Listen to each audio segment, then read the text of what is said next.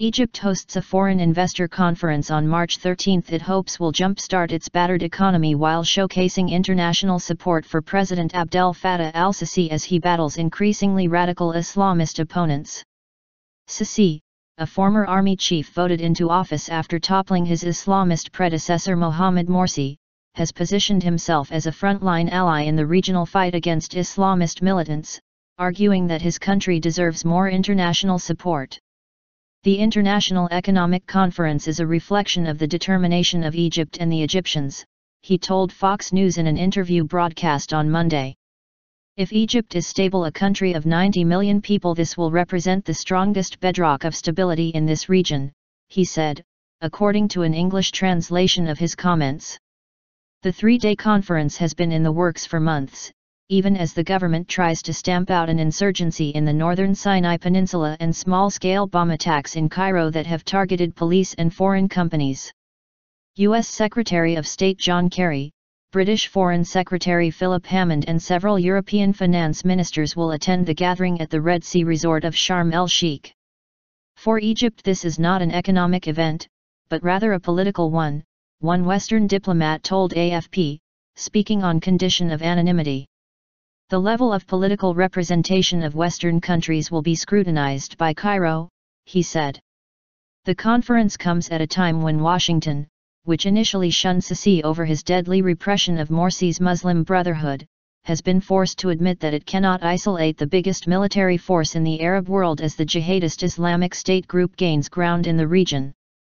Sisi has called for a unified Arab force to fight IS that has seized territory in Iraq and Syria, and Washington said Kerry and Sisi will meet on the sidelines of the conference to discuss a US-led coalition's air campaign against IS.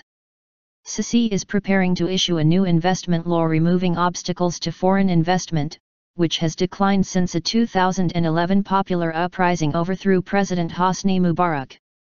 But the government has yet to find a way to end the now almost daily bombings in Cairo and elsewhere, undermining its message of restored stability. The authorities blame the outlawed Muslim Brotherhood, and accuse it of trying to sabotage the conference. A government crackdown on Morsi supporters since his ouster has resulted in hundreds of deaths and thousands of people imprisoned.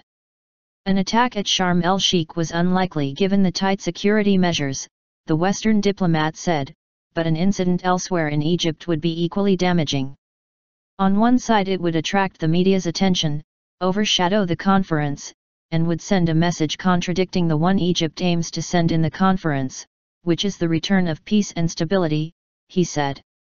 Officials want to make the event the focus of the media to prove to the world that the country is back on the international scene, and that it is safe and ready to receive investors and international economic and political figures.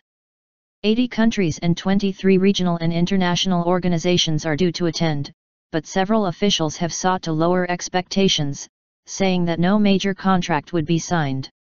The aim is to put Egypt back on the map of international investment, and send a message to the world that the country is safe and attractive, International Cooperation Minister Nagla Al-Awani said. Projects in energy, transport, industry, telecommunications, and housing will be offered for foreign investment. More than 30 projects will be unveiled, which can attract billions of dollars of investment, conference CO organizer economic consultant Richard Attias told AFP. General Electric, Unilever, British Petroleum, ENI, and HSBC are among the conglomerates attending. To win investor confidence, the authorities plan to continue cutting fuel subsidies, which before the 2011 revolt accounted for 25% of the budget. Egypt is aiming for economic growth of 4.3% in 2015 to 2016, compared with 2% annually since the anti-Mubarak uprising. The government also aims to cut the budget deficit to 10% from 12.8% by next year, and reduce unemployment to 12% from 13.1%.